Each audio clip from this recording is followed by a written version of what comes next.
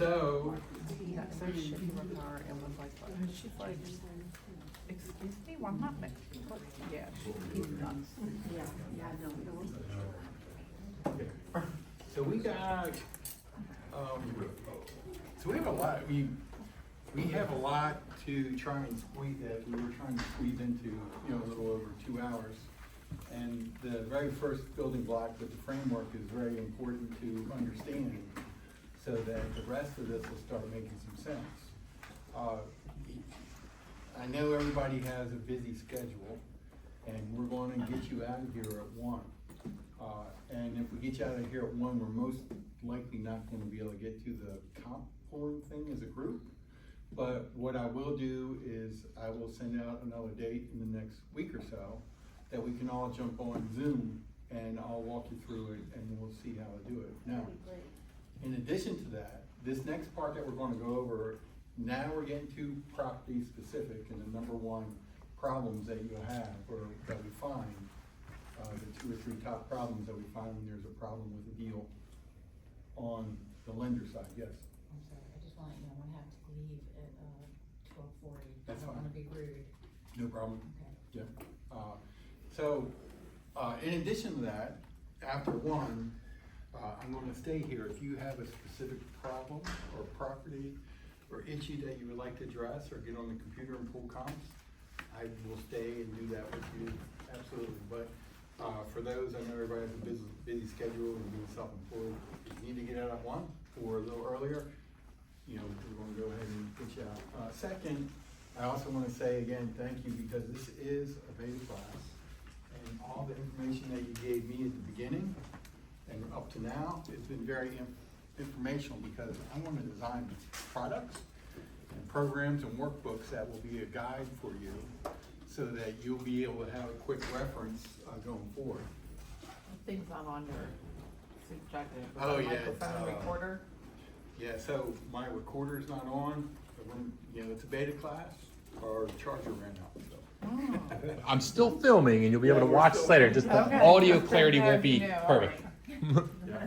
So, with that being said, is that okay with everybody? Okay. Now, this is where kind of the rubber meets the road. And does everybody have this little guide? Yes. Okay. Before we get to this guide, I just want to note the 3 different areas that are the biggest problems that we see on our side. Oh, and by the way, I also want to introduce everybody to Amy. Say hi, Amy. Hi. Amy is a VA appraiser. Yep. So, she's excellent. That's why she's sitting in the back. She's keeping it to the door. Yeah. So the number one problem that we see is there's misalignment between what common sense may be and how Fannie Mae breaks down the property. What do I mean by common sense? Common sense is, hey, this is a 3-bedroom, 2-bath home, and they're counting the bedroom and bath and basement, and really they have a 2-bedroom, 1-bath home. Or they're saying, hey, I got a 2,000 square foot home, when really they have a 1,000 square foot home, because 1,000 square feet are in the basement, right? So that's important to understand that. The second one, where there's the biggest issue with getting deals to settlement that we see, and we know there's an issue, because then there's a lot of anxiety when we get the calls and people are upset, and what do you mean, and the loan officer's calling everybody else. So we can kind of tell where the pain points are. And so the second one would be condition. Or it's not legal, there's no permit.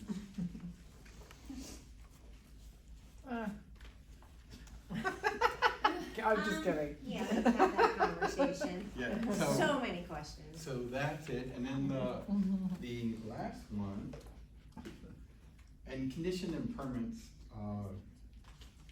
typically, we're seeing less of that now, because so many people have upgraded their homes. What is the first one say again? There's there's a misalignment between the common sense on the street Okay. versus the way Fannie Mae breaks things down. So basically, this is, the property.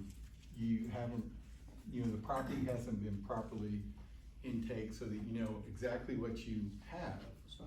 in the eyes of the lender.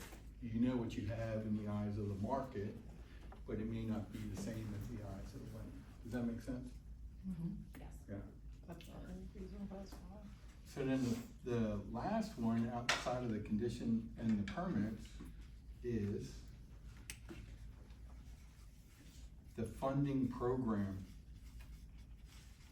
They're trying to use a program, best rates, best terms, that don't necessarily align with the exit strategy, i.e. an investor, i.e. a rehab, versus the loan program they're trying to put it on. Does that make sense? Mm-hmm. So,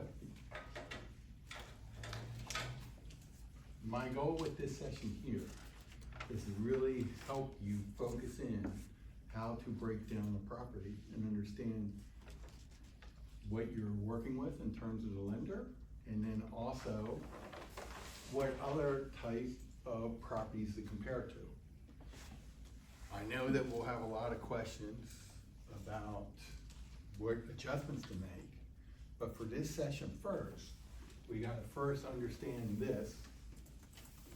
And then once we understand this and we apply it to a couple properties in the bright MLS, and I can show you, then you'll be able to understand the adjustments and what the market's saying. Is that fair enough? Okay. And some of what I'm gonna tell you, just like when I first started being a realtor, I was like, oh, that doesn't make sense, that's stupid, are you kidding me? And so that's why it's very important to understand the principles of the framework of how the lending industry works and the funding and why it was designed. And that the same rules within that loan program apply to all properties across. They can't make exceptions. Oh, this makes sense in this case, but not that case. Does that make sense? Good. All right. So the lenders, what Linda was talking about earlier was that in the middle of her deal, tell me about the deal. And was it a townhome or duplex? So it was a duplex. Okay, so was it a two-story duplex or with a basement or one story? It was 2 stories, but it kind of had a step down, like. Okay, so right away, my mind was telling me that the kitchen was in the basement. Nope. Huh? Nope. No, it was a split It foyer? wasn't really a basement. It, how do I explain it? Like when Lower you level? first walk in, kitchen, and then living room, but they were like, they had one step down. So I don't Sunk think that in. made a difference Oh, yeah. because of the one step. So here's something that you're gonna wanna write down. Lenders and appraiser policy.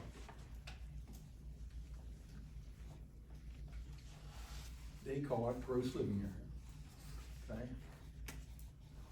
And the way to think about gross living area is anything that is above grade. If you have 1 inch or a half inch of dirt around it, technically Fannie Mae says that's a basement. Like- And Like my house.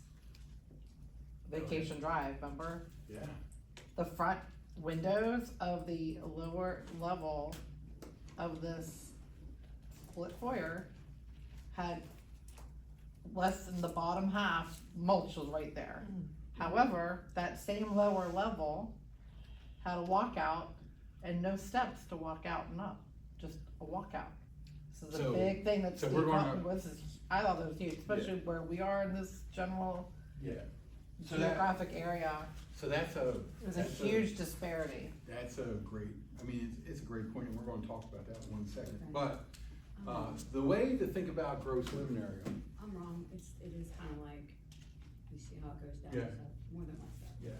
yeah. The way to think about gross living area with a property is like thinking about when you walk into a car dealership and you go to buy a car. The lowest model is gonna have the least amount of features, and it's gonna have the smallest what? Engine, right? The engine to a car is the square footage to the house. Next tier up, you're gonna get a little bit more options, and you're gonna have a little bigger engine. And the top model, you're gonna have the biggest, baddest engine, or an electric engine or something, and you're gonna have the most amenities. And that's typically how the real estate market works.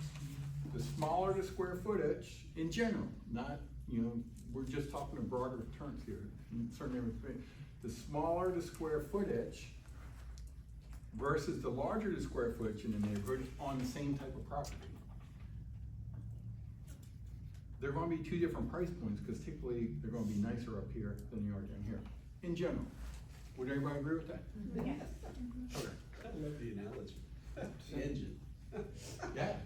But It's great. yeah, yeah, so this is why they do that.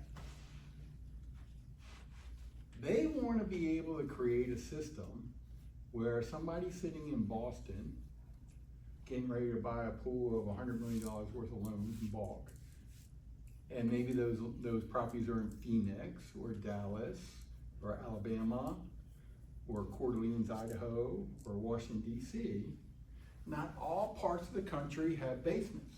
Does that make sense? So the system is designed for liquidity. So that a buyer sitting here is gonna be able to buy a house in Santa Fe, New Mexico. Liquidity. That's what gives us the purchasing power and keeps our rates down, is by having a system and a form that when they're buying an asset, they can look at it and they can tell within the comps whether or not, you know, they're buying an asset that is typical for the market or not. They've got a safe investment. Does that make sense? Mm-hmm. Okay. Now, the next question that we always get is, well, wait a minute. I got a basement. You telling me that my basement don't count? No, I'm not telling you that. Because in the next line on the appraisal, we got basements. We got the square footage. We got the number of rooms, bedrooms, bathrooms, features, all that down there. So you get credit for it. Does that make sense? And so that's where it's very important that you listen to the market and you look at the comps. Because in the case of Denise, was it a split foyer? Think about it. Was the kitchen and living room and dining room and 3 bedrooms, 2 baths up? Yes. And what was in the basement? A rec room? Another full bath and a bedroom and a living Area. room, like a Right. separate, yeah. But in general, the functionality of that house, the living area for the most part would be on the upper level, right? And so that's how they look at it. So, when you're doing square footage, that's a very important thing to understand. That you're looking at it and you're comparing the same type of property to the same type of property. Now, I have a question, I'm sorry to interrupt, but, you said that if you have a bathroom in the basement, it's still getting value, but does it get 100% as though it was on the main level, or is that value slightly? Absolutely. No, yeah, absolutely, bathroom will give you value. And what'll happen is you'll see other comps. So, here's what you do. If you have a property that has a basement and it's got a rec room and a bedroom and a full bath in it, there's going to be other sales there that have rec room, bedrooms, and full baths. So if you have one that doesn't, we're going to look at the difference and see most likely what was the difference. That may or may not be the only factor. But what I'll do is, if I have 5 or 6 comps in a report, or 4, and I got the one that's the same with the same floor plan and everything else, that's the one that I would say is the best comp and the most credible for that. All 5 comps or 4 comps don't have to be the same. You can have one that's like it or one that's not. Make sense? Now, the other thing to remember, we'll just, as an agent or as an appraiser in an uptrending market, where do I want to put my most weight? On the most recent sales or sales from 6 months ago or 3 months ago? Right. In a declining market, do I want to put my value, now the realtors, where would you rather I put the value in a declining market? 6 months ago or today? 6 months ago. Right, that's I right. wish we were given like a cheat sheet. Okay, you have a property that doesn't match necessarily the comps. It has an additional bathroom. Okay, that's $7,500. It has a finished basement. Okay, that's $25,000. It has I this, like, know. it would make our lives a lot easier. Yeah, Lenders don't think that way. Especially So- in-ground pools and, yeah. Right, oh, that's this, or, Yeah, so excellent point. And would that- love a list like that. And that's, from this class, I'm gonna take and watch what your asks are, and I'm gonna go back and create that material. Yeah. Love it. So, You're That you're would be definitely awesome. getting drinks now. Yeah. You're definitely getting drinks and lobster now. We get to Yeah. pick the Yeah. place though. Now, here's the thing that we can't say. I can't say, Jessica, an in-ground pool is worth this. I can't. And if I do ever say that, now I've opened myself up to Could you give us being, a range? now I've opened myself up to being biased, right? I'm going in with pre-concluded conclusions. So this is what I'll do. I'll say, I don't know. Let me tell me the house address, and I'll look at the market, and I'll pull comps, and I'll see where they are. And then I can say, oh, I think this. But I understand what you're saying about the But range. if no house Yes. had a pool, Yeah, yeah, that Right. gives you. yeah. And So if that, you're creating a software, can you put that part in? not a software, but a cheat sheet. Okay, so everybody got this part, right? So what happened is that Fannie Mae came out with this guide here that I gave you that will show you how to calculate square footage. And here are just a few tips for you. They say that you need to have a minimum ceiling height of 7 foot. So when would that maybe affect you? That's gonna affect you in Cape Cods or bungalows, when you're up on the second level. You wanna measure it. Doesn't mean that you can't add value, but here's where, if you got a bunch of Cape Cods that's sold, and the tax records are included in the second level, and the appraiser goes out and measures and excludes some of the second level, now it's gonna look smaller than those. So as a realtor, knowing that, you can let them know that these houses are the exact same floor plan, and that's where it's at. Now, the other thing they talk about too, with ceiling height, is that applies to basements.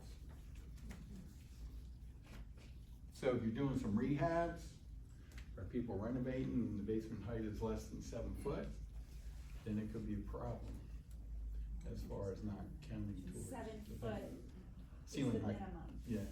Yeah, and So you're saying if the So basement has less than 7 foot, it's not gonna be considered in the, In square Like footage. a finished living space. in the basement area, right. Well, Even if it's heated and finished and everything? yes.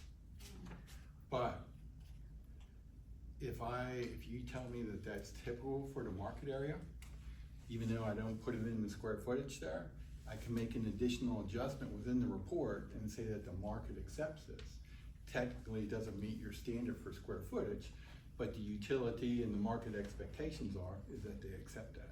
And so it's important just to be able, when you go in and you're pricing a property, if you understand that, when you meet an appraiser, you can tell them, especially if it's an appraiser from outside the area, you can say, look, the ceiling height is less than this, but so is everything else.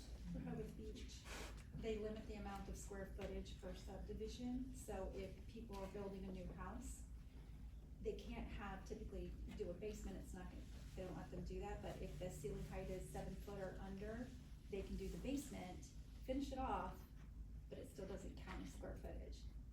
But they're able to, they give them the permit to do that. But Yeah. if it's over, then that takes them over there, they would have to take off the square footage somewhere else. Now, with the square footage, this is where, when you get into scenarios where if you have a single unit, whatever the floor plan may be, and now you have a detached unit that is fully livable with living room, dining room, kitchen, they're gonna put the value, all these programs are putting the value on the main house, okay? having a management. Everything else is secondary. So, Steve, the tax record said blah, blah, blah.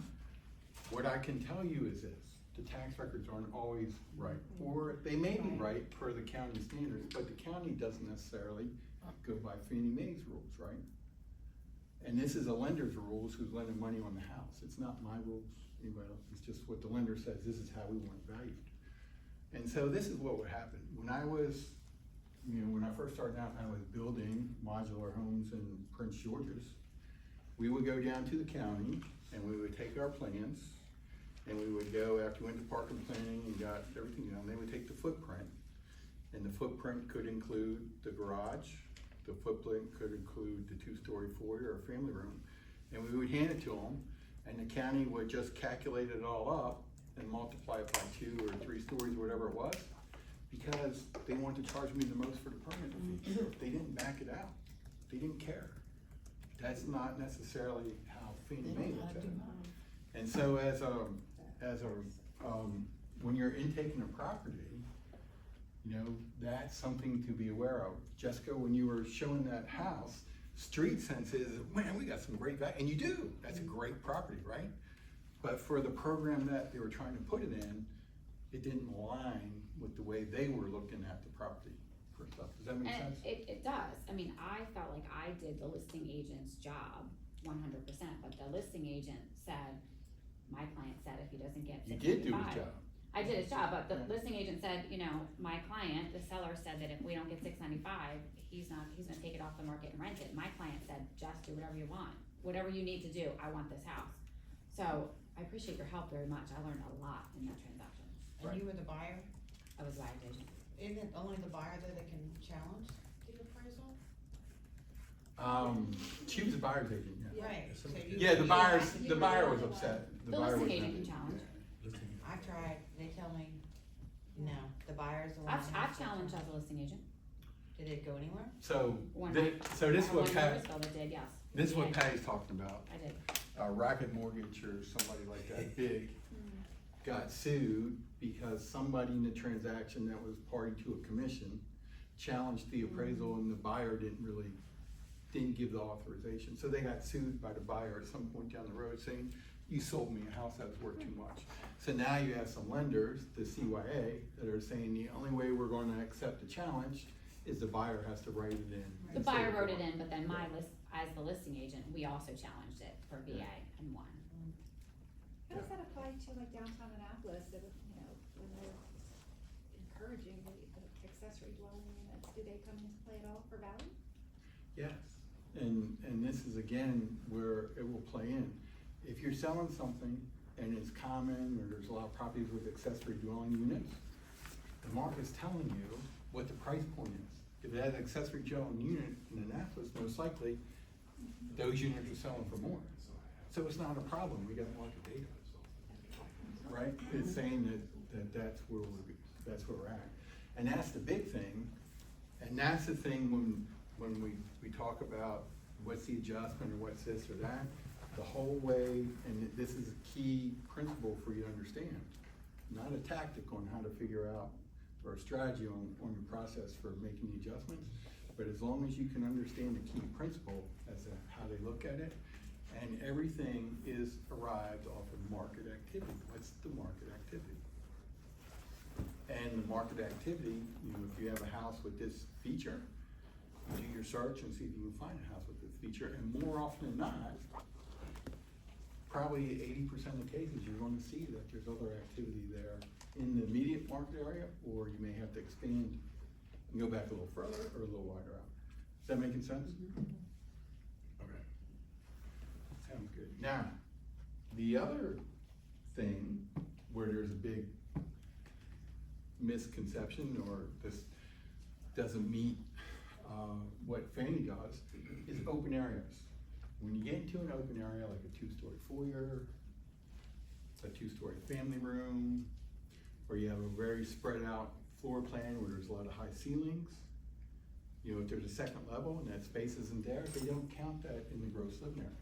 And that's where they all adjusted or adopted this procedure here, so that's an easy reference for you.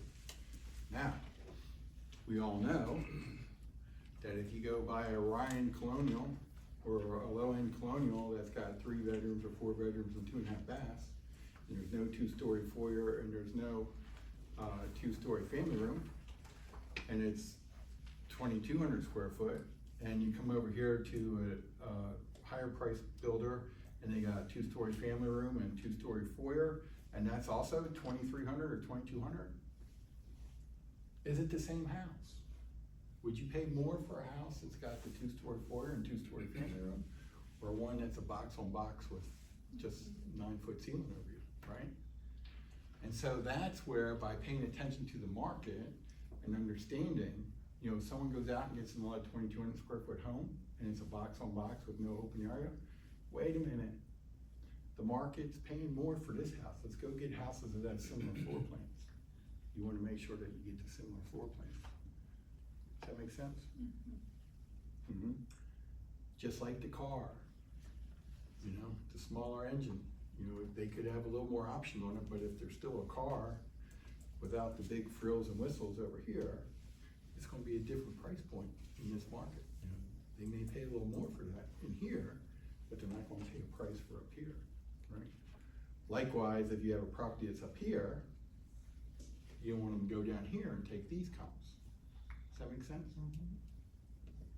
That was the big problem in my neighborhood, where Queensberry was built in 3 different sections. So you had agents coming from, say, Virginia, that Yeah. didn't understand houses in the very back, you know, had the 2-story floors, the 2-story family rooms, and sold for more money. So that was always a challenge. Yeah. And- Just trying to educate the buyer's agent. And it's a, you know, in some neighborhoods or some markets, you know, where Toll Brothers or Coke have built a home, they're gonna sell for significant more than what some other Oh, people good do. point. Yeah. And so if that's the case, you know, just knowing that different data, because the market tells a story, right? It's told a story through time. So by knowing that and being able to tell that story to the appraiser, then it helps you. Now, the other thing, when you tell the story and you price your property, you can never make a guarantee. Whenever I send in an appraisal, it's not a guarantee they're gonna take it, and many times they'll fight me on it, right? But all you can do is say, this is the way I see the market, and this is where I'm positioning you. Never make a guarantee that you can guarantee that it's gonna come into this.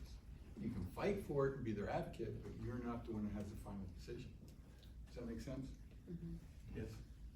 Only because I have ADD, this may not be this word, but if you have, you know what the contract sale price is when you're going to do the appraisal. So how often do you and or Amy or any other appraisers say, you know, they're under contract for $552. I've gotten that call.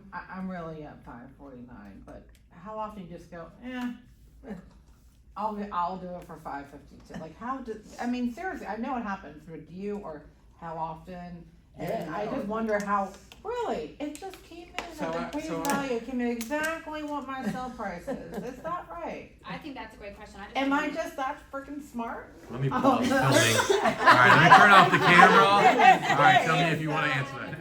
I'm sorry, I know I'm not that smart. It's just like, how does That's a it? good question. I just had one that came in for Yeah. $500 less. I'm like, you gotta be kidding.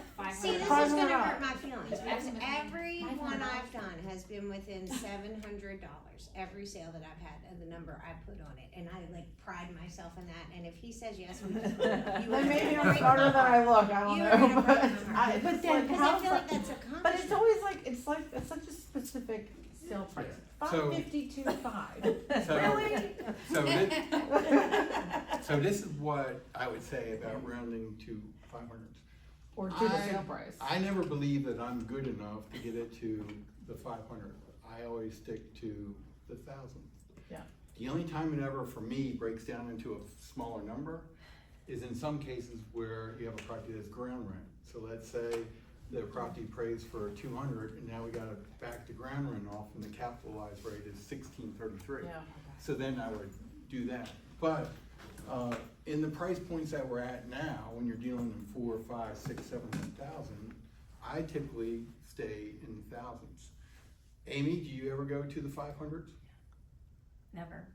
Well, forget about that. How Yeah. often do you go, like, hey, I'm really at 549 here, but the sale price is at 552? How often do you go, Just all do right, it. I'll slide that in at 552? She really wants to know. The So- camera's Or off. maybe you're at 550 and it's only $2,000 Yeah, so- difference. I mean, I don't know. So Yeah. if 500 is a big deal, Yeah. and $700,000, $800,000, or 600, how much is a big deal? 2,000. I mean, like, it's just hard to believe that how many times the appraisal comes in at Yeah. the contract sale price, Yeah. exactly, like, So exactly. in general, we look at market conditions. And if the market's strong, I'm going to err towards the property values increasing and they're going up. But I also have to balance that with having a sale that is, higher or at the price that you're appraising at. And then once you have that sale, once you make adjustments, there's pluses and minuses within the report that once you get over a certain percentage, the lender will say that comp is no good. So it's not one easy answer, but Wait a it's- minute, you get over a certain percentage of what? Adjustments. yeah, your general adjustment. So say like if the value is just easy numbers, 100,000. If you add up all the adjustments plus and minuses, the total bottom adjustment can't be greater than 15% of the house value. Oh, okay, understood, of the 100,000. And then they do it another way, if you add them all up as pluses, it can't exceed 25%. Of the So- 100,000. Yeah, so they Got it. have checks and balances within Okay. it. But in general, if it's a strong market like this, I'm gonna err towards the higher side. Okay. Because the market's strong. But I gotta be able also to be within the framework of Yep. the best comps. that I- Therefore, in the appraisal, the body of the appraisal, it says an ascending market, so therefore you can pretty much justify Yeah, pushing it up a couple grand or something, okay? yeah. So the percentage of the adjustments, is that a standard number? You said Yes. 10 versus 25? 15 or 15. 25. 15, okay. And usually 10% for one single adjustment. 15 if it's plus So and Jessica, if you have a minuses. garage, and what's it listed for? 685. 685, so if I made adjustment greater than 68,000, 70 or 75,000 for that garage, it would be above their one line item, and they would say, hey, they're gonna look at that extra closely. So they put checks and balances on each adjustment So as it's well. each individual one and then a percentage for the total Yes. accumulation of them? Mhm. Okay. Can we get a cheat sheet on that? Yeah. So, yes, right? Just real quick, it's probably a simple, answer. So I just had a situation where the offer, the contract price submitted to the appraiser was at 579. They came back and said that's correct, but they didn't look at the escalation clause of we agreed to 583, so they said it's a 579. Went to another lender and they approved it at 583. So is that normally like, you need to make sure that you have the contract price correct in order? Yeah, I always, we're supposed to get the whole contract, and then, yes, we're supposed to read the contract and look at it. Luckily, That means you which I don't. do, yeah, I go through and look at it, see what's Yeah. included, That's but, adjustments. I mean, that's what we have to do. Right. But but as far as any escalation clauses go, my lenders typically take an extra step, and when they send the order over, Mhm. they'll also say this is what the sales price is on the cover, so it's easily identified for me. Some lenders don't send it, and so I guess an appraiser could have missed that Missed part. it. That's what I was just wondering. But if you're a listing agent and you have the appraiser coming out, send them an email or meet them and say, hey, there's an escalation clause here and it's actually something for this. Yeah, Thank you. communication. Okay. Yeah, that's. So on the square footage, this is where it gets fun. So this is the ground, right? And I'm just gonna draw out a couple of different scenarios of where we see the biggest problems.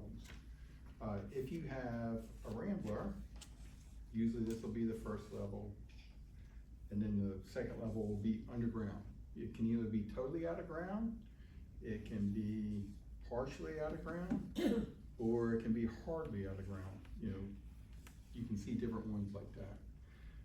Some you can pull up right to the front of the house and it's a raised rambler, but there's a big hill in the back, so only like a portion of the back starts getting in the ground, not the front. So if there's any portion of it that is below ground, it's gonna be considered basement. Does that make sense? Now, here's what you get with a rambler, and these are, you may wanna write this down, these are the type of properties you can compare it to.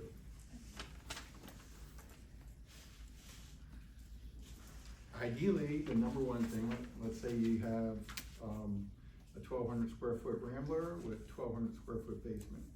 Ideally, what you want, in an ideal world, there's gonna be other recent 1,200 square foot Ramblers, 1,200 square foot basements, right?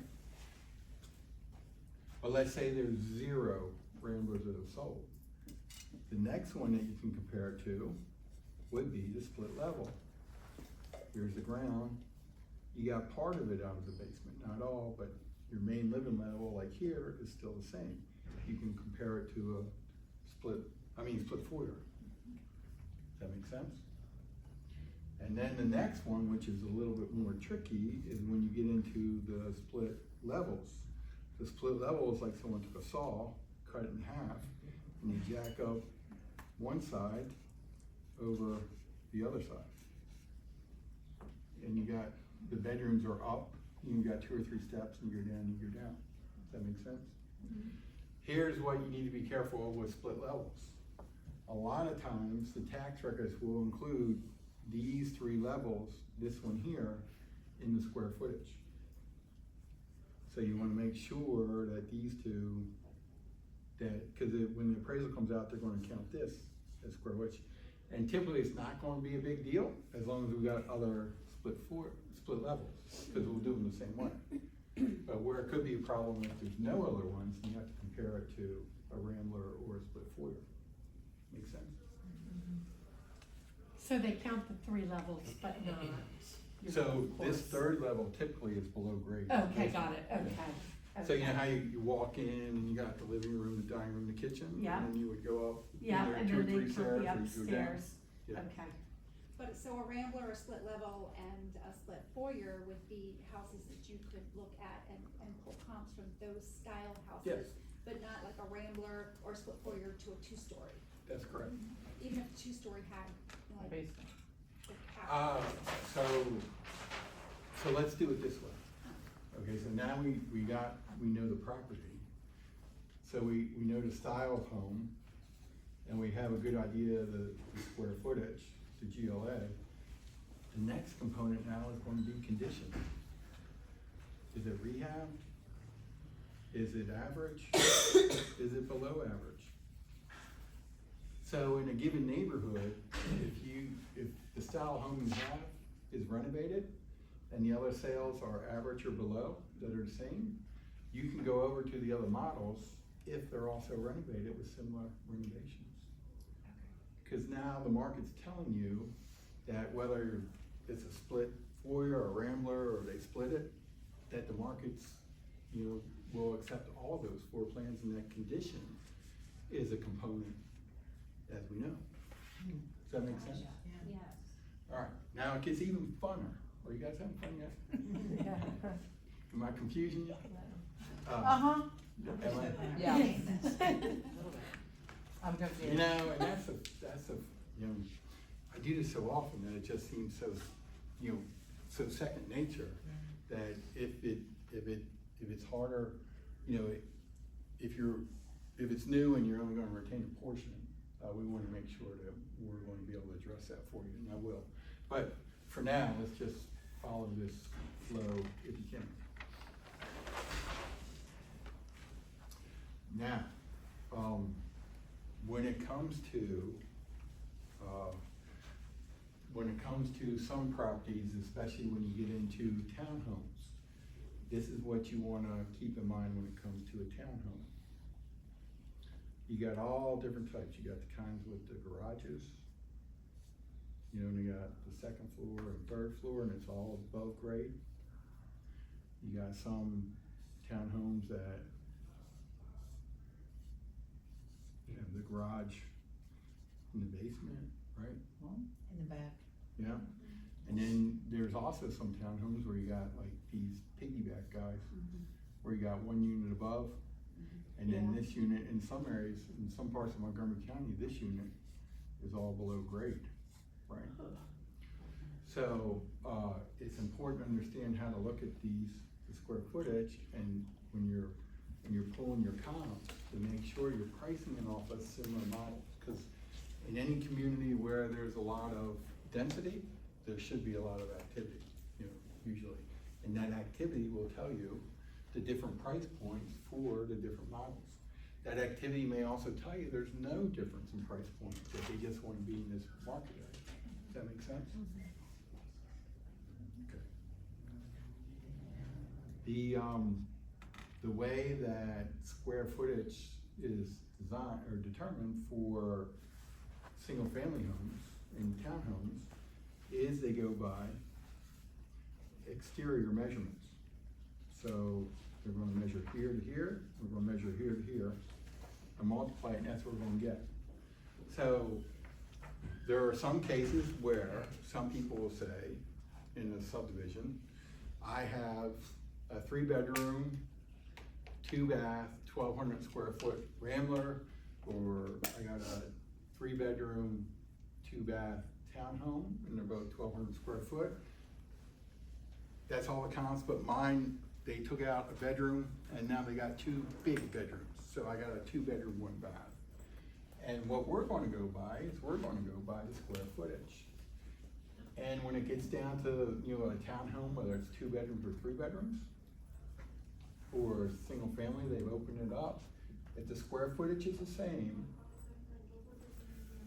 and they have a basement with other bedrooms or something like that, unless if the market says that a 2-bedroom is selling for less, I would say it's the same. And how would you know if a market says that a 2-bedroom is less? Sometimes the 2-bedroom unit, instead of being 1,200 square foot, it's 900 square foot. If you're in a townhome community and they're mass produced and they had a choice of either buying 2 big bedrooms up or 1 and 2 small ones, they're the same size, you're gonna see typically within that market that it's just buyer preference. They're paying the same for both. But what will affect it more will be the condition. So Right? it's apples to apples, but you go apples to oranges based on condition if you can't find apples Yes. to apples. But if you like have the uniqueness of the garage and all, then you can go further out and further back time-wise Yes. to make your argument. Yeah, cause you're just, I mean, you can't make up comps, right? Right. You can just say what's going on in the market area, and that's just what our job is to capture what's going on right there. And in the upsending market, appraisers are always in theory gonna be behind, right? In the downsending, we're always gonna be above. So yes, that's exactly what you do. So from the principal standpoint, we're not into exercising and actually doing actual properties yet, but from the principal, does it make sense how they look at the square footage and why they look at it that way? It does, but, I mean, like, how much detail are we supposed to, as realtors, cause we're not appraisers, if we rely, at least I do anyway, rely on the square footage that I am provided? How do I know that that is accurate?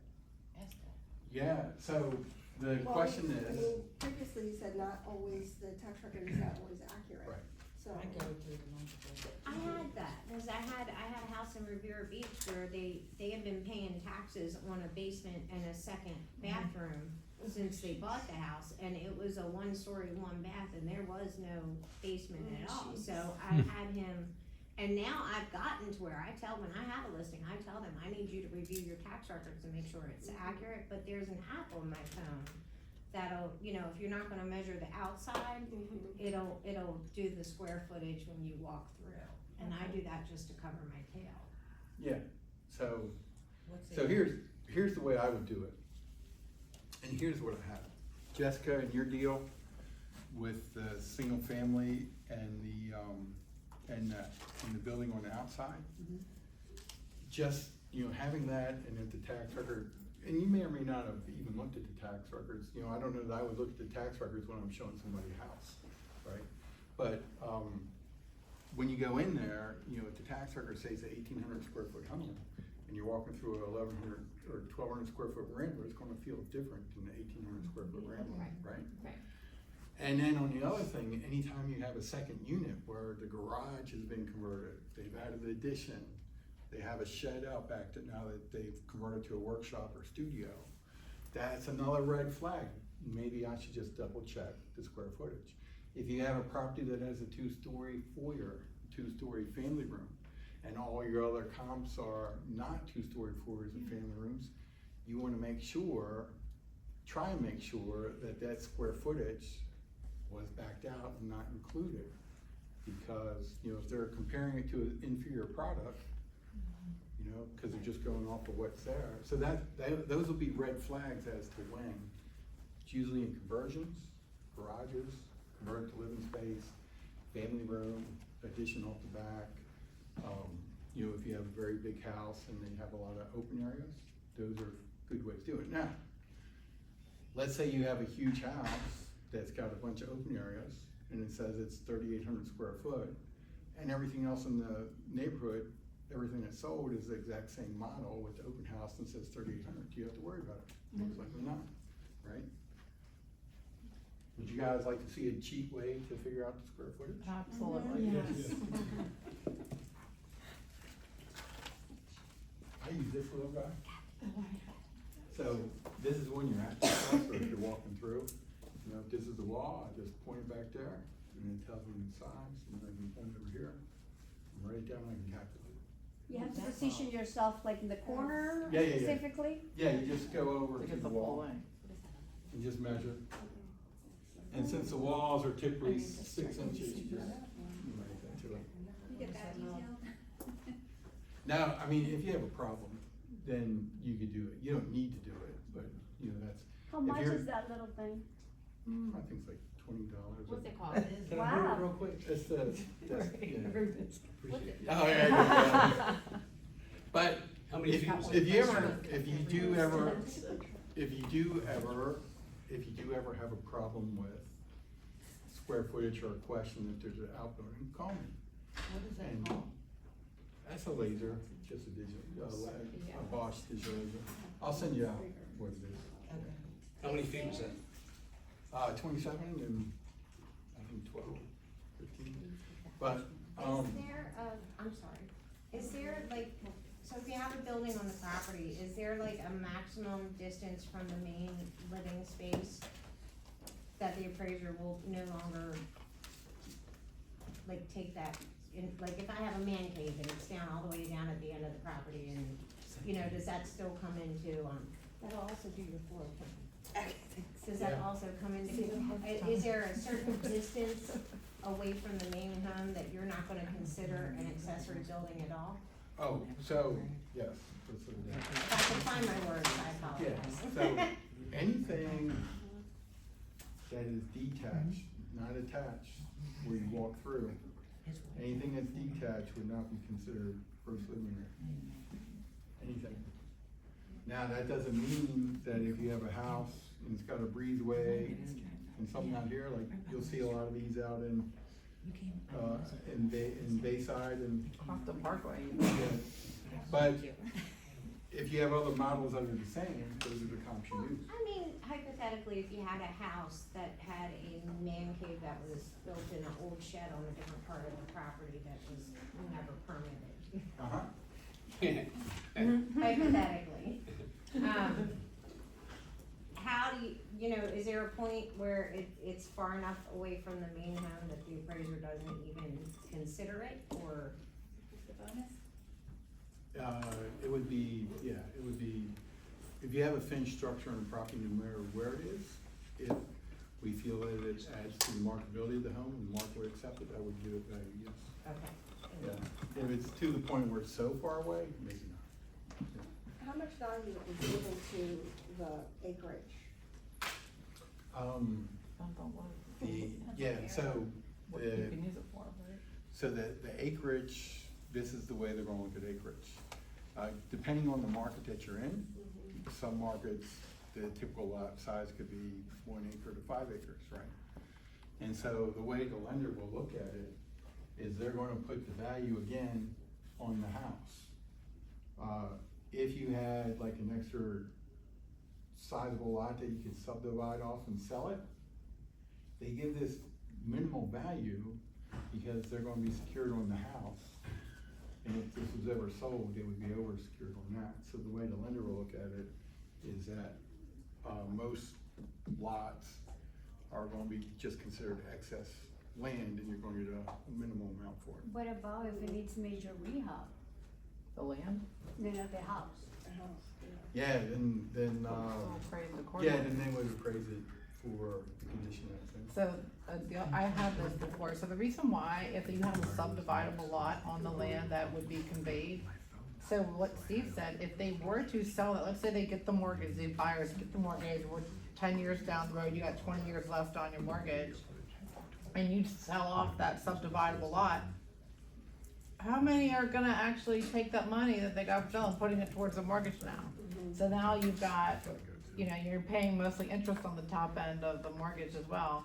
That's why they don't give it as much value, because The lender that loses people take security. the money and they're not gonna put it towards paying the mortgage down. Cause how many sellers say, but I have all of this land? Well, I know, but then the LTV, so if they sold that part of the value, and they did not take the money and pay down the principal or whatever, now the LTV, you would think 10 years after paying payments on it, is not what you think it is, or what it should be, because you've just now sold, how much value of the property. Right. So that's why So they they give you a protect risk themselves from Okay. giving Yeah. that land that much And they, value. they write that when they design the program, that's how it. Right, I Am have I one wrong, now that Joe? talks about You're there's seven acres, and I'm like, you know, my client thinks it's worth so much money, I'm like, Well, you yeah, gotta think and of the I opposite see too, though, Right. and that's a market, cause there's a lot of buyers out there that want Yeah. the acreage, yeah. Right. Yeah, but the lender, to your point, kind of reversed, the buyer buys the property and they sell that lot the first week. Right, or that, right, It's no longer part of the value of right. Right. the house. So it is, Exactly. so it's 1:00, and we're gonna start wrapping everything up so you guys can get out. Anybody that wants to stay and work on a specific property, I'm more than happy to do it. Now, just as a summary of today, what you've gotten right now is you just gotten a little bit of knowledge. And Can we get a little bit more of a question before we Sure. leave? Okay, so I'm sure we've all gone into these listings and the house is a hot mess. I mean, you know, hoarders, whatever, you name it, you got crap all over the place. You too? They've got, you know, pink walls, yellow this, all that crap, right? purple carpet. So, yeah, you name it. My kind of How, so, and maybe I'm actually looking for something from all of you as well, but do you think it's better to say, hey, don't do a thing, but this is what your value is if you do it this, because yeah, I typically, it's my nature to say, you can get it painted, you can just do this, you can get LVP from Woodforce Plus cheap or whatever, but here's your ROI. But I think now that when sellers hear that, but the problem is they get it wrong. The problem is, remember, we're going back to, they think their house is worth this, even with all the condition that it's in, it's hard not to go and to tell them, you Yeah. should do X, Y, and Z, and maybe A, B, C, D, E, F too, to get this. And the problem is it's, for me at least, it's hard to give them, because most comps, you don't see houses that are shitty like that are actually sold. That actually go through the trouble of making it marketable. So it's, and then I feel like sometimes you got another agent that comes in and is like, oh, don't do a thing, you know, we'll list it at this, and I don't care whether it sold for that or whatever. I mean, it's just not getting a listing. So and so the answer to your question is, from what I've for seen, being honest, it's really gonna depend on the market environment that you're in. In the market environment that we're in, you can get away with a lot more, Yep. and you don't really have to do as much. If you're in a market environment where things are sitting, then it becomes more critical that you upgrade it. But in any case, what you're gonna do, if a house is really beat up, and they're gonna go in and they're gonna put in new materials, you just gotta kinda decide what materials they're using, and then you're gonna go look at the comps that have those materials that are similar square footage, because that's where the property's gonna get elevated to. yeah. In some cases, they may only just need to do a little bit of work to bring it to average, and they could get a bigger return off of what they put in. Right. And And that's why I try to do, to go through that trouble. Here's your ARV, and then, but, you know, and Right. there's that much more return on it, but I think too many people who live like this Right. get so overwhelmed, but yet then their expectations are so much harder to manage, because they still have this number in their head. And that is where I feel like in this market, that is not totally a seller's market anymore. It's not totally, I think we're better than a buyer's market. Right. But And that is where this limbo is so hard to approach these listing appointments when people live like pigs. Yeah. Like I do. on the common, and I'm like, no wonder you're in depression. I mean, or whatever. Right. I mean, live like pigs. So, And so it's hard just Stop to buying find that. things. Oh my God, So no this- shit. so I this- mean, I walk in with 5 packages from Amazon. I'm like, hello. yeah, well, first, before we go, did you guys get some value out of this? Yes. Absolutely. We had to cram a lot in a little bit of time, and we didn't get everything that we wanted to, and we're gonna make that up to you. But on a perspective level, today you got a little bit of knowledge, and sometimes that knowledge can make sense or not make sense in the real world or not. And sometimes that knowledge, as you take it in, you're only gonna retain a portion of it. You can lose it. So, everything that I know about everyone here is that they wanna get to the point of really, where they're really good at what they do, and they're mastering. And what does that mean? That means when you get these properties, you don't need to be an appraiser. You're just looking for red flags and best ideas to manage your deals so that you can stack the deals. Let me tell you what learning this has done for me. It's allowed me to create a big business. I had a lot of people working for me.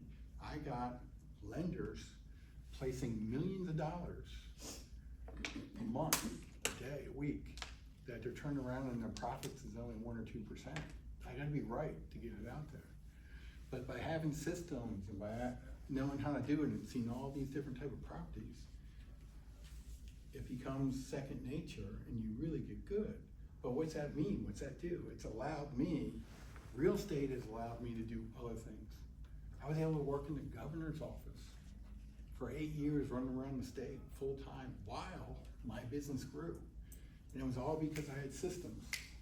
And I was able to do it, I was able to detach myself from personally being everything, and because I had a system, I knew whether I was right or wrong. I knew whether it would fit. I knew what program it went. I could just do it. I could do more things. And that's the beauty about growing your business. You can build whatever business you want. However big, however scalable, however not. But the main thing, when I got into real estate and everybody who I talked to, we love real estate because of time. It gives us our time freedom and we can make a difference in people's lives. I read something the other day that said 60-some% of those 60s own a home in America. And the difference between someone that owns a home's net worth versus someone that is renting, 400,000 to 10,000, right? You know how many people owned a second home? Less than 6%, or a third or a fourth. But by tying everything together and understanding the loan programs and how they look at it and think, you can become an authority and you can create campaigns that can transform your clients' lives and you can transform your life as well. And you can, the worst thing for me about real estate when I was doing it was the mental and the emotional drain that it took on me getting a deal through. And I promise you, once you start understanding this, you don't need to know when the appraiser knows, but you need to know the red flags and the basic framework so that when you come across that deal, it's not gonna zap 100% of your time at your other deals. It takes all your time and it drains you. So this is what I'd like to do. I would like to see if anybody would be open to doing a series of where we would get on Zoom calls, maybe like once every 2 weeks, maybe once a week. We can do a couple things. First, we can do deal flow. You tell me what deal you're working on, and we're going to apply these principles and framework to it so that you learn a little bit. Because the only way you ever get to the point of mastery is by doing. Be, do, have. The Bible says that, be, do, have. You learn a little, you go do it, you have, then you come back and you learn a little more. Go back and do it, because you're never going to retain it all. So my goal for you was to give you a higher level perspective. Remember, this is the beta class, so we went a little deeper. A lot of stuff your guys are asking for, I'm going to develop it. A lot of the stuff that we're doing now would be through a 2 or 3 day workshop, with exercises and everything else. So if you feel overwhelmed, it's okay, and let me know. But the way we're gonna cure it, and the way we're gonna be able to have this make sense for you, if you want to, is we'll just have these series of things, and I will send you a property, I will send you the stuff, and then you can get on MLS and pull it before I do it, or you can just get on with me and I can pull it and I can show you what we did. And that way we can start doing different properties in all different areas, and you're gonna get more and more confident with pulling. Would anybody be interested in that? I'd be interested. Absolutely. All right, now, the second part, there's two other parts that we have here, and we're just gonna take a couple minutes and we're gonna get you out. And these are value adds as far as what can help you out in dealing with me or dealing with your clients. The first one I'd like to bring up real quick is Chris. Chris has taught me how to use AI as far as building databases and language models and putting stuff on, and how we can leverage that when you're telling your story and putting stuff together, that you can simply talk to ChatGPT with the right prompt or talk, and we can help you create the right package that you give to an appraiser or a bank if something comes in well. Now, here is another thing that you want to keep in mind. Fannie, in 2 years from now, when they come out with a new form, they're gonna pay somebody $25 to go out and take a picture of your house, and they're gonna check a box. And the automated modules will work great if you're a medium, if you're average or less, if you're above average or not. And they're not gonna listen to you unless if you know how to talk. Learn to talk, because you're not gonna be able to talk to a person. You're gonna have to be able to send in something written. So learning these skills, if you will, if you want, if you don't want to, that's okay. But if you want, can set you up where you're gonna be able to differentiate yourself 2 and 3 and 4 and 5 years down the road. You're gonna know what you're doing, and you're gonna be able to handle any situation with great expertise. So Chris, let me ask you this. Would you be open to doing an AI class that would show them, one, not only how to use it for prospecting, but two, how we could use it to communicate to the lender or the client? Absolutely, absolutely. Tell us about what you do. So a little bit of background for those who don't get, I come from the real estate world. I was an agent for approximately 30 years, and I did the transition into title. And in order to set myself apart, I wanted to make sure I came at this from a point of view of what kind of value. We all have great relationships with title people. We all do a great job. Love the industry. I needed to say, what can I bring to an agent that would make the difference in their life right now? So I have to coincide with the advent of ChatGPT, which was what everyone talks about now. That was 2 years ago. This has revolutionized my business because I've now spoken probably about 150 times to anything from 2 agents to the actual Anne Arundel County Board of Realtors. And my favorite thing to do is to talk about what you as agents can implement right now, besides just making your listing sections look better. That is beyond where we're at now. Which is so obvious. I mean, I'm like a professor telling you, that's plagiarism. But one of the things that and again, without getting into too much detail, just to give you a little teaser, how about if you were able to take data set from the MLS, maybe like a tax record or a geographic form, and be able to export that and then input it into the AI and use that to create infographics, marketing material, talking points, social media posts. Besides that, I actually, and there are people in this room that will actually speak on this behalf, I know a lot of people have a real problem with social media and filming themselves, and they don't want to get on camera. They don't like the way they look. They don't like the way they sound. Well, guess what? There is an ability for you to create a digital avatar of yourself so that when you film one time, you can make unlimited videos and speak in any language you want. So any of those people, so these are the things that we tease. So where I came into this is I thought, well, wow, you have all this great information Steve's providing. What if you were able to compile the data set, the comps, and put it into a system that would bring it out for you to then explain in layman's terms to your clients, or even talk to an appraiser. This is something that I'm more than happy to leverage. And I use it all the time now talking to underwriters. They don't even ask me, they don't even talk back. I'm like, I think you're such great. You just blew them away. They're like, whoa. And the beauty of it is, so when you use the language models, what you can do is like, you can summarize your deal or what's going on through the period of it, and then you just put it into these notebooks, language models, and you can keep doing that with all your deals, and then you can ask it like, hey, can you tell me what I don't see in my deals that are going bad or going good? Or, hey, it can create, if you wanna do a seminar for your buyers and sellers, it'll create all the points and stress points that you can talk about through your thing. Or, the one he even showed me, it will create a podcast for you, and if you don't wanna do it, it'll do the thing for your, and you just put it up, and you can email it out to your clients. I mean, it's. We have 3 real-world examples, actually 4, between Tom, Amy, Kyle, and you. I was just as a guest watching your show and watching your Zoom, and I just suggested it. And all 4 of you are like, I can't believe this. This has changed my game, and any one of you are welcome to speak on it. But guys, here's what I just want to emphasize.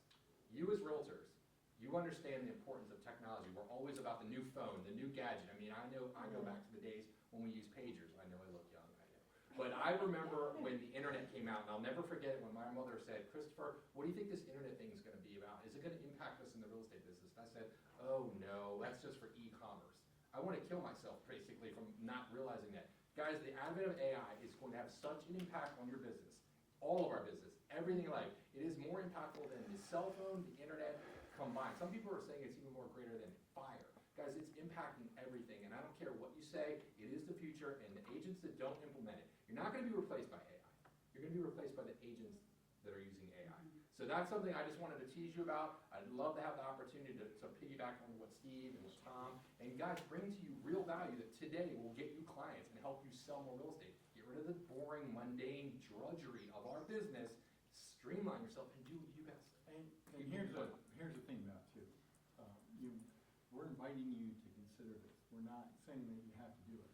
But if you know it and you see it, you may take some parts of it, you may take none of it. But at least it will give you an understanding of where things are going and the power of how it can make you more productive and how you can communicate at a different level.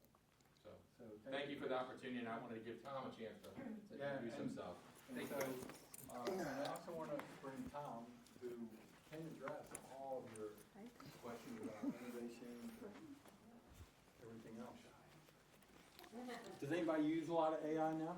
Since Steve did it to me, I actually, because of him, I got my verbiage down. I don't like to use a script. I like to sound natural, and I'm able to tell it, be more personal, sound more like me. And the more you talk to it, it will sound more like you. But I've started a video log where I sit with my lenders, and I have a little 3-minute video that anytime I have a first-time home buyer, it goes out in their little introduction. Hey, let's revisit what we talked about today. Here's a little informative video for you that goes out to all of my clients.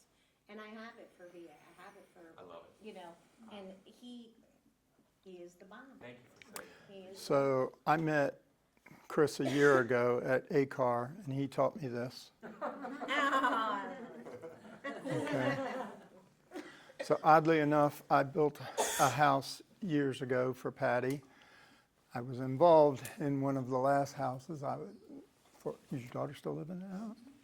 She did very well, I'm sure, staying in it and all that market. But I'll turn it back over to the host. Thank you. So one of the things that I see, especially once you start seeing these frameworks, and these will be some exercises that we'll do. Certain markets around the state, neighborhoods are going through transformation. And there is agents that are just crushing it off of taking existing homes where the neighborhood is turning, and they're adding and turning them into new colonials, or they're adding additions. And one of the things that I thought would be good through an exercise like this would be to kind of introduce folks to the world of the renovators and the investors, and where to find all these properties all the time. Put your clients into it, and then where to find properties that you can add additions, or in many cases, like a lot of counties around the country, they're starting to adopt the modular, the mini homes that you can put out back for a relative. So I think there's going to be more loan products that are going to come out that will be written to allow for that, to address the affordability. But one of the key components that we always get is, okay, if you have a family that wants to be in the neighborhood, and all the other neighborhoods with single families that price them out, they can't afford it, what about if they bought in a smaller neighborhood and they added an addition?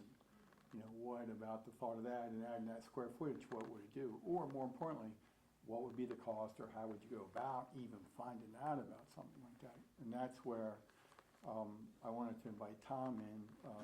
Tom's been a lender, construction lender for a long time, and also he has his own building company, and now he's started a new consulting business. That if you could tell us a little bit about that.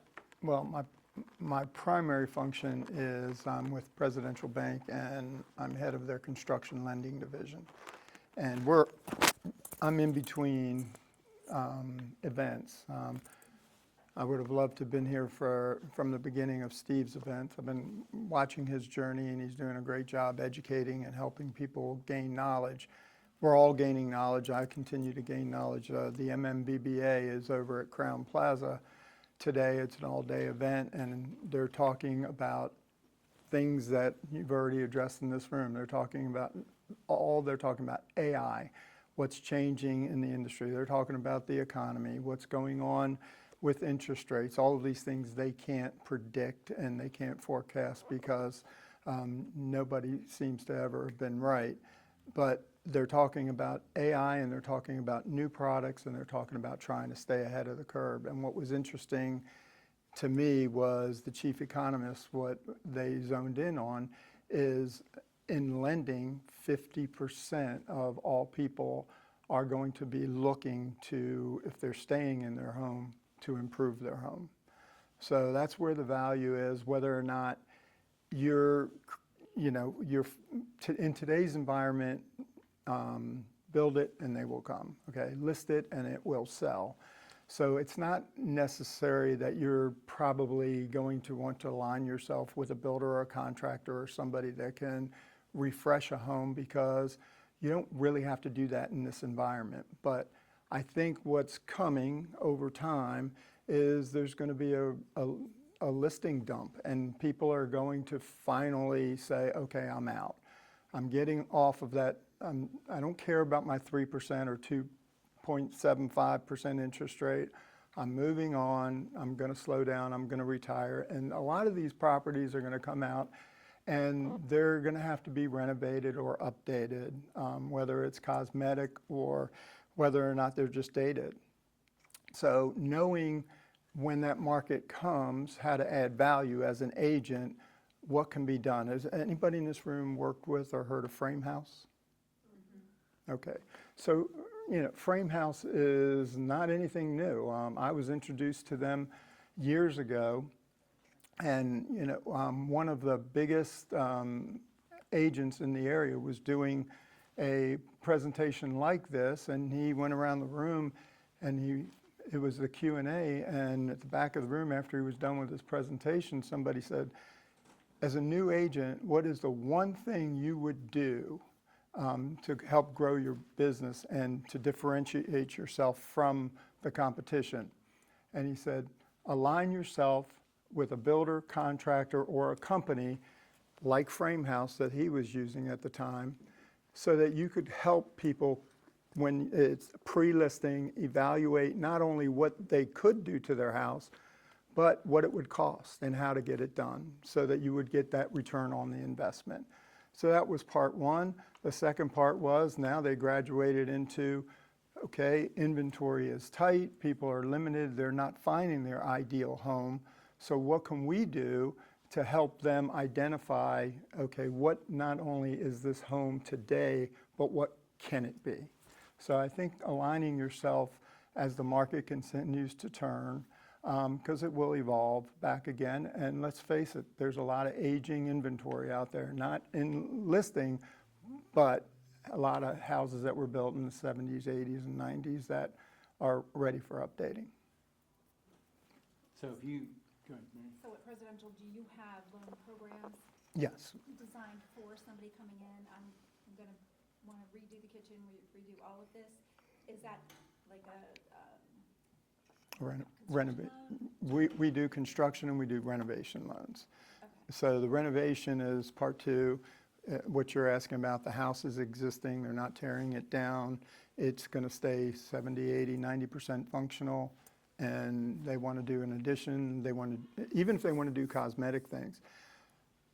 A lot of people, if you're an experienced agent, you've heard of 203Ks. A lot of people, they're painful. I did it as a contractor, and I did a 203K for my daughter when she purchased a house, and just the amount of paperwork that I had to do as the contractor, it was just like, you're not paying me enough to do all of this work, but thankfully I could. So to Mary's point, 100% yes, a renovation loan at a bank like ours is a whole lot more user-friendly. It's not only user-friendly for your client, but it's a whole lot more user-friendly for the builder/contractor. So let me ask you, if someone want to do an addition, or they want to renovate their thing, what could you do? Could you do drawings, or could you break it down? Yes, and that's where I think the value of my background of almost 40 years combined building and financing is. I would encourage you to do the same. Be a resource for people. You don't have to know all of the answers, but get yourself a team of people that you go-to people that is as important as your lender, your title person, can't pick your appraiser anymore, but as important as those affiliate partners are, a contractor should be in that list. So let me ask you this. A designer, an architect, maybe. Let's say, for instance, Joe or Denise or Katie, Jessica, they come to you and they have somebody who wants to renovate homes and they never renovated a home before. So there's a difference between your service. You don't necessarily do the work. You help them sketch it all out, draw it up, so it's contractor ready and material ready as to what it would cost and what it would do. Yes. You could do that, sit down with someone and help them. Absolutely, I could do that, or I could refer them depending on the scope of work and how big of the project is. If I'm doing the role as just navigating you through the process, I can do that from a consulting side. If I'm the lender, I can also serve two parts. I can be the lender and help navigate you through the process. And I think that's where my experience and value is. When I decided to, close my building company down, my remodeling company in 2023, it was like, what are you going to do for, your legacy and the rest? And it was like a compilation of all the experiences in building and financing and design and consulting. So what we see, especially like if you're dealing with states or somebody's renovating properties in Baltimore City, row homes, a lot of times you need some comprehensive drawings or sets to go down and get the permits. And sometimes the difficulty for investors or new investors, the margins are so tight that if they pay a general contractor, the fee is just ignored. So when you get a designer like Tom and can break it all down, it just allows them to maybe be their own general contractor. You have to do it just to get the tax credit too. Yeah, good job. To have the drawings. Well, and one of the other things that, in a little self-promotion of Presidential Bank in my role there, because I do have the background as a builder contractor, we're one of the few banks that will allow owner GC, okay, and self-builds. And that includes in the renovation department. So that when the margins are tight, rather than, paying a GC 20, 30, 40, 50%, whatever their margin is, if I can put together a package that validates the experience and the ability for the owner to get to the finish line, then we'll do the loan. And banks, since the market correction of 2008 through 2012, they pretty much ran for the hills on that business, and it hasn't been recreated since I got back to consulting with Presidential Bank. So I have a favor to ask you. I know that you're in the process of putting together a thing for that. When you do your thing, would you consider, if anybody in my group can make your class, would you consider letting them be one of the first ones to have a choice to attend your class? No. Of course. We're already putting in the happy hour, Tom. No, of course. And I'm putting together something called Renovation for Realtors. It's going to be a workshop and pretty informal like this, where you can ask me anything, from successes to failures, and the do's and the don'ts on all sides of the phases and the agenda. One thing I just wanted to add to Tom's comment on Frame House, I am personally using them. As a realtor, if you're not familiar with it, he didn't even go really into depth on it. One of the values that they bring is they will do work in construction to a property and then defer the payment until settlement. And that is huge for a lot of sellers, and I'm personally using it. So I actually am really good friends with their representative. As a value add, if you're interested, we can invite Rachel to the group to tell you, because when you're up against contractors, do you want to have to pay them now or defer till settlement? It is a godsend. So I just want to let you know they're wonderful. Well, and some of those aging houses that you'll find coming, that you'll be doing listing presentations as people just give up and say, okay, I'm giving up on my 2 3/4% interest rate and I'm moving south, or I'm moving to a tax-free state, or whatever they decide to do. They're just retiring and moving on. So you're going to find some of those houses need updating, and all of their money is tied up in their equity position. And you can take that away with the relationships, like people that we know with the frame houses. And that's all part of saying, align yourself with the right team that you can refer them out, and you're just going to separate yourself from the competition. I've offered that before to clients with Curbio, with Frame House, and I don't blame them. Their first question is, and it would be my first question if I were them, is, well, how much are they dinging me for waiting till settlement? Which, I get it, and then once Here's- the answer comes out, they're like, oh. Well, here's the real answer is, it's always, I've had people over the years that have come to me for a construction loan, and they've said, well, what's the difference between your rate and me using your money or me using my money? I said, depending on what your money's doing for you, it's 100% always cheaper to use your money. If you have money, go for it. You are going to make money on your money because you're not using somebody else's. So whether you're financing it, whether you're pulling your equity, if you have the ability to do it, think about it. If somebody does not have the reserves and they don't have $30,000 to $50,000 to freshen up this house, where are they going to get the money from? And sure, that 30 may be paying back 35. But again, it's the overall return on your investment. When we do the Reno for Realtors, I can tell you real life stories from just a year ago where I helped a client come to me and wanted to sell a property as is. And he told me the number that he wanted. And if I was anything but an honest person, I would have said, I'll write you a check for that right now. But I knew he was undercutting. I knew he was undercutting himself by a lot. So I helped him put together a plan to spend to spend 50, and he made an extra 65 and sold it the first weekend it was on the market. Wow. So. And that's what you gotta try to tell them. It's like, yeah, you might be paying $5,000 on the 30, but you're gonna make an extra 30, 40 grand on top of getting your 35 back. So And again, this may not be. Sometimes they just don't hear that. They hear, oh, they're too cheap. They can't get out of their own way. That $5,000 is gonna. I'm like, okay. Well, And can you do math? This is today's market. It may not be as relevant today. Oh. When there's a dump of inventory and it's coming, and you're now competing with the best house on the block, it's going to change people's mindset. And this is what I would add too. The really good agents that are really skilled and do really well, they make more money in the average to a downturn market. Because it seems like when anything sells at any time, it gets diluted a little bit. And there are many markets around the country that are turning. And at some point it could come here. We don't know if it will or not, but it could. So use us as a resource. Nobody calls me anymore, so I'm more than happy to talk.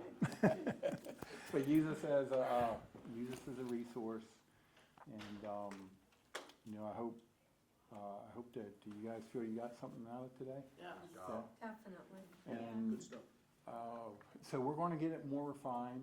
I'm going to take this, and I'm doing a couple more classes in different parts of the state and another state.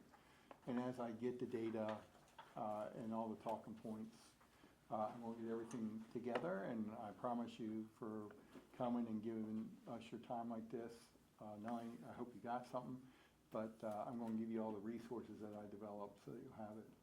And in addition, anybody who would like, I'll send out a notice, anybody who would like to join in, you know, some weeks you may be able to make it, some weeks you may not. If you wanna deal in, maybe we'll call it deal flow or something like that.